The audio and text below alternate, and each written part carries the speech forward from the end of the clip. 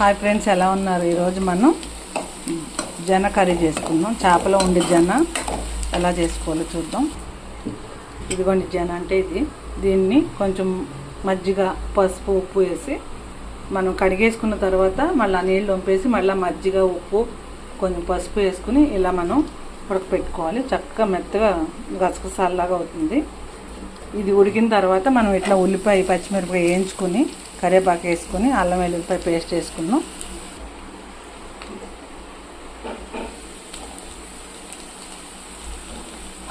అల్లం వెల్లుల్లి పేస్ట్ వేయించుకొని ఉప్పు, కారం వేసుకుని అది వేసి వేయించేసుకోవచ్చు. మనం బాయిల్ చేసుకుంటే ఎక్కువసేపు ఫ్రై చేసినా కూడా పలుకులు ఉంటుంది, పచ్చి పచ్చి వాసన వస్తుంది అన్నమాట. బ్యాడ్ స్మెల్, నీసు వాసన వస్తుంది.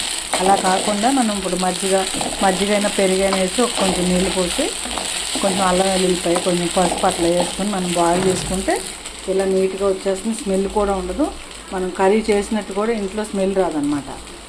ఇప్పుడు మనం అల్లం వెల్లుల్లిపాయ వేగింది కదా, ఉప్పు, కారం వేసుకున్నాం. ఇప్పుడు మనం పసుపు, కారం,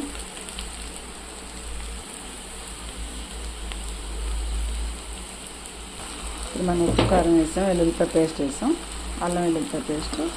ఇప్పుడు మనం బాయిల్ చేసుకున్న దాన్ని ఇలా వేసుకున్నాం, తిప్పేసుకున్నాం.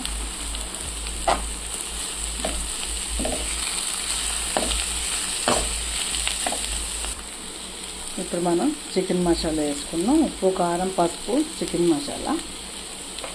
మనం కావాలని కొత్తిమీర నచ్చితే వేసుకోవచ్చు. కొత్తిమీర కూడా వేసేసుకున్నాం. ఒక 1 minute మనకు రెడీ అయిపోయింది. బౌల్లోకి తీసేసుకున్నాం. ఈ కర్రీ చాలా టేస్టీగా ఉంటుంది. మీరు తప్పకుండా ట్రై చేయండి. వీడియో చూసి చేసుకోండి. సేమ్ అలాగే యాస్టీస్గా చాలా టేస్టీగా ఉంటుంది. ఎలా ఉందో మీరు ట్రై చేసి కామెంట్ చేయండి. మనం బౌల్లో తీసుకున్నాం. మనం బౌల్లోకి తీసేసుకున్నాం.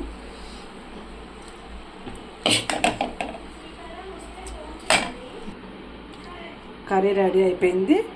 కొత్తిమీరతో గార్నిష్ చేసి మీకు నచ్చితే కొత్తిమీర వేసుకోండి. ఈ వీడియో లైక్ చేయండి. Thank you. హాయ్ ఫ్రెండ్స్, ఎలా ఉన్నారు? ఈరోజు మనం జొన్న కర్రీ చేసుకుందాం. చేపలో ఉండే జొన్న ఎలా చేసుకోవాలో చూద్దాం. ఇదిగోండి జొన్న అంటే దీన్ని కొంచెం మజ్జిగ, పసుపు, ఉప్పు వేసి మనం కడిగేసుకున్న తర్వాత మళ్ళీ నీళ్ళు వంపేసి మళ్ళీ మజ్జిగ, ఉప్పు, కొంచెం పసుపు వేసుకుని ఇలా మనం ఉడకపెట్టుకోవాలి. చక్కగా మెత్తగా గసగసాలాగా అవుతుంది. ఇది ఉడికిన తర్వాత మనం ఇట్లా ఉల్లిపాయ, పచ్చిమిరపకాయ వేయించుకొని కరివేపాకు వేసుకొని అల్లం వెల్లుల్లిపాయ పేస్ట్ వేసుకున్నాం.